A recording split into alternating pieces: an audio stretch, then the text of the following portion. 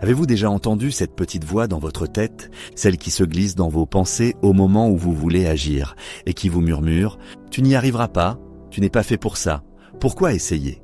Cette voix, certains l'appellent la peur, d'autres l'appellent le doute. Mais en réalité, elle est bien plus dangereuse qu'il n'y paraît. Elle agit comme une barrière invisible, un mur psychologique qui vous empêche de libérer votre véritable potentiel. La vérité, c'est que cette voix n'est pas vous, elle n'est pas la réalité. C'est simplement une croyance limitante, programmée en vous depuis des années. Et aujourd'hui, vous allez découvrir, en 3 grandes parties, comment identifier, comprendre et transformer ces croyances limitantes, pour libérer enfin tout votre potentiel. Avant de commencer, si ce sujet t'intéresse, pense à liker la vidéo et à t'abonner pour ne pas rater les prochaines. Ça me motive à partager encore plus de contenu de valeur avec toi. 1.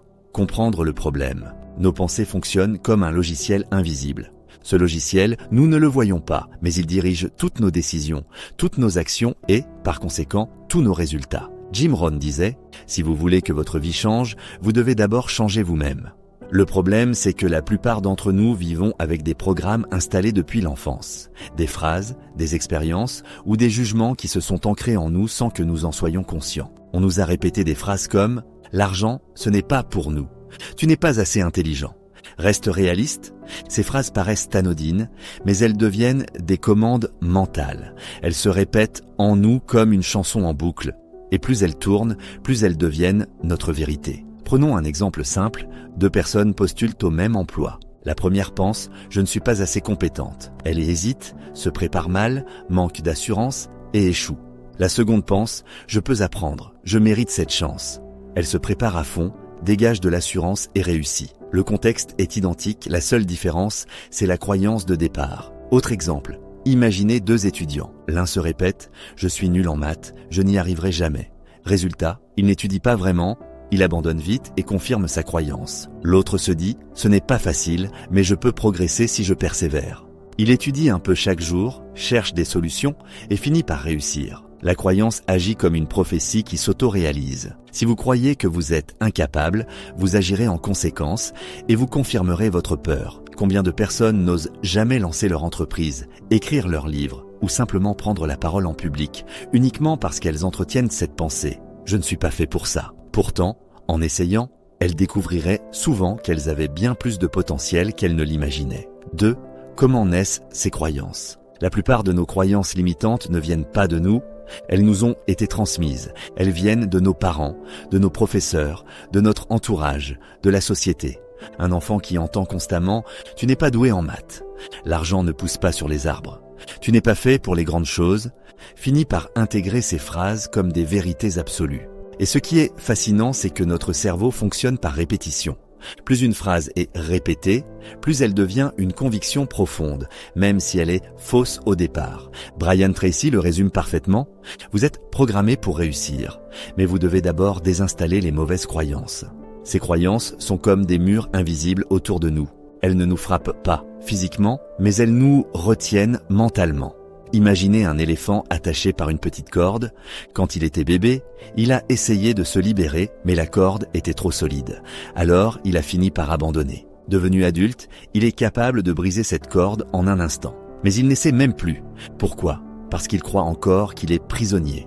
Et vous, combien de cordes invisibles vous retiennent aujourd'hui alors que vous avez déjà la force de les briser ?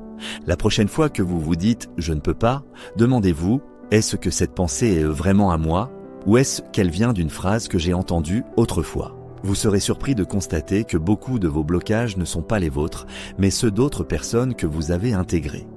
3. Les 3 étapes de la reprogrammation mentale. La bonne nouvelle, c'est que rien n'est figé, votre cerveau est malléable. La science appelle cela la neuroplasticité, la capacité de créer de nouvelles connexions neuronales grâce à la répétition et à l'expérience. Autrement dit, vous pouvez à tout moment désinstaller les vieux programmes et installer de nouveaux logiciels mentaux. Voici un processus en 3 étapes simples. Étape 1, identifier la croyance limitante. Écoutez vos pensées. Chaque fois que vous vous surprenez à dire « je ne peux pas »,« je n'ai pas le temps »,« je ne suis pas capable », notez-le noir sur blanc. Exemple pratique, prenez un cahier et écrivez chaque croyance limitante qui vous traverse l'esprit. Au bout d'une semaine, vous aurez une liste claire de vos principaux blocages. Rien que cette prise de conscience est déjà un pas énorme vers la libération.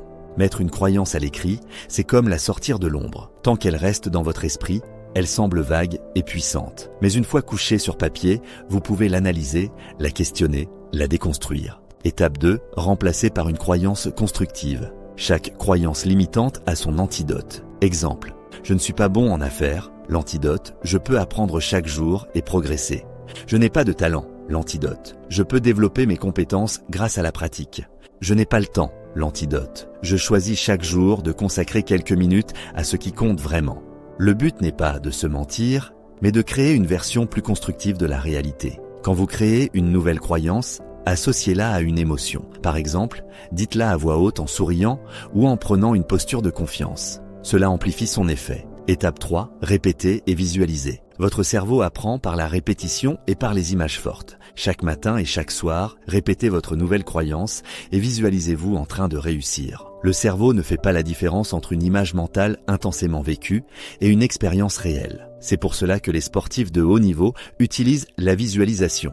Avant une compétition, ils s'imaginent déjà franchissant la ligne d'arrivée, réussissant le tir parfait ou montant sur le podium. Vous pouvez utiliser exactement la même méthode dans votre vie quotidienne. Exemple concret. Imaginez que vous voulez lancer un projet en ligne. Votre croyance limitante dit « Je n'ai pas assez de temps, je n'y arriverai pas ». Résultat, vous procrastinez. Vous remettez à demain, encore et encore. Mais si vous transformez cette croyance en « Je peux avancer même avec seulement 30 minutes par jour », alors, vous passez à l'action. Vous commencez petit, mais vous avancez régulièrement.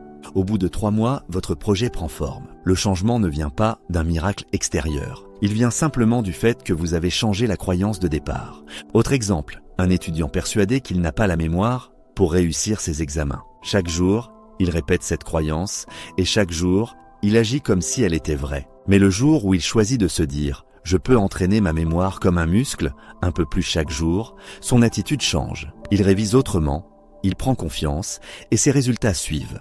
Exemple supplémentaire, si vous voulez devenir un meilleur orateur, visualisez-vous sur scène devant un public attentif. Imaginez les applaudissements, ressentez la confiance en vous. Plus vous répétez cette image, plus votre cerveau s'habitue à l'idée et moins la peur aura d'emprise sur vous. En gros, votre esprit est comme un ordinateur. Si vous lui installez de mauvais programmes, vous aurez de mauvais résultats. Mais si vous le reprogrammez avec des pensées orientées vers la réussite, alors tout devient possible. Alors voici mon défi pour vous aujourd'hui, écrivez une croyance limitante qui vous freine. Transformez-la immédiatement en croyance constructive. Engagez-vous à la répéter chaque jour pendant 30 jours. Tony Robbins dit « Ce ne sont pas les événements qui contrôlent votre vie, mais la signification que vous leur donnez. » Et cette signification commence toujours avec vos croyances. Alors, êtes-vous prêt à désinstaller vos limites et à installer de nouvelles croyances qui vous propulsent vers votre plein potentiel? Parce que votre avenir dépend uniquement de la manière dont vous choisissez de programmer votre esprit à partir d'aujourd'hui. Si cette vidéo vous a aidé, imaginez ce que vous pourriez accomplir avec un guide complet et des exercices pratiques. J'ai créé un e-book détaillé pour vous aider à reprogrammer votre esprit pas à pas avec des affirmations puissantes et des techniques avancées. Le lien est dans la description.